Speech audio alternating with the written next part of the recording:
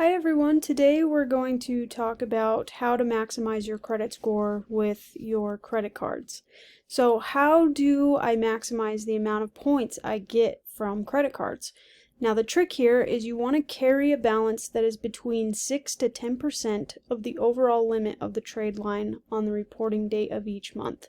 Now, I know that sounds like a lot of information in just one sentence, so let me break that down for you a little bit.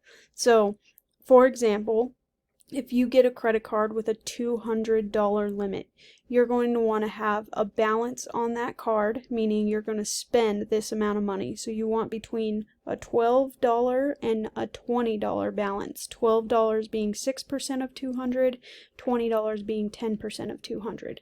So anywhere between $12 and $20 on that card is what is going to get you the most amount of points.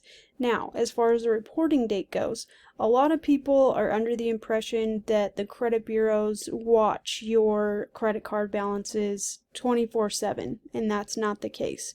The credit bureaus, TransUnion, Experian, and Equifax, they all get a snapshot of your account on one day of the month, every single month from the creditor. So if your $200 credit card from Capital One reports on the 1st of every month, then on the 1st of every month, that is when you would want your balance to be between $12 and $20, meaning you can have a different balance on that card all the other days of the month, but you want on that reporting date to have between 6 and 10%.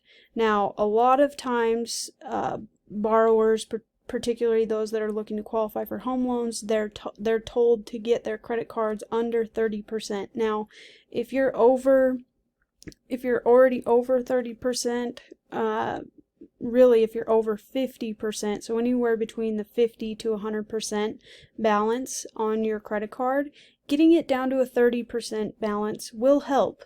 However, you're still losing a significant amount of points by only paying it down to 30%. So getting it all the way down to that 6 to 10% is what's truly going to help you get the most amount of points from that credit card.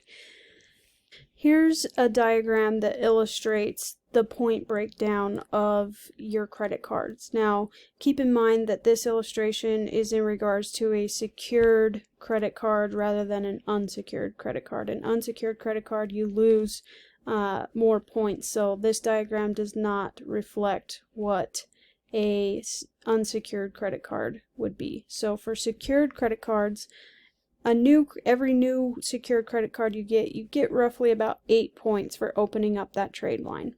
Now, if you carry between, I know this is a little bit hard to see, but between 0 to 6%, if you pay your credit card down to 0 every month or you have less than 6%, you're not getting any additional points for that trade line. However, if you get it in this sweet spot of between 6 and 10%, you gain an additional 7 points. So that's 8 points here for opening the card, plus 7 points for carrying the optimal balance on that card. So that's 15 points total. Now, if you have a balance that goes over that 10%, now you lose these 7 points and you're back to only gaining 8 points here. So, as you can see, by having it in the 6 to 10% range, you're maximizing the amount of points you can get from that credit card. Whereas if you're between 0 and 6% or 10 and 30%, you don't get any additional points for that trade line. Now, the second you go over 30%, you lose at least 15 points. And the higher that balance gets, the higher those points are going to go up. So you can see that by carrying too large of a balance, you've now lost. You're not getting this, you're not getting this, and you're losing points from where you started from. So having high balances can really hurt your credit score. And here's that sweet spot that we talked about, the 6 to 10%. Now, what is a reporting date? So the credit bureaus, like I mentioned before, do not monitor your credit card balances 24/7. In fact, they get a snapshot of your account from the creditor on the same day of each month. you can call your creditor, so whatever creditors you're dealing with, you can call them and ask them what day they report balances to the credit bureaus. The date they tell you is the date you'll want to make sure your balance is between 6 and 10% of the limit.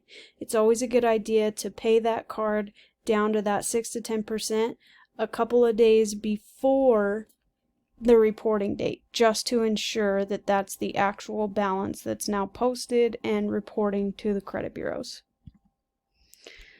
If you're saying, so I pay my credit card to a $0 balance each month, this is an acceptable practice. However, you're not maximizing your credit score potential by doing this, which we illustrated in that diagram before.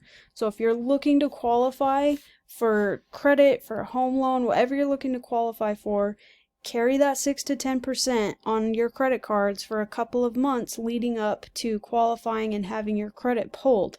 Once you've had credit pulled and you qualify, you can go back to paying your balance down to 0 each month.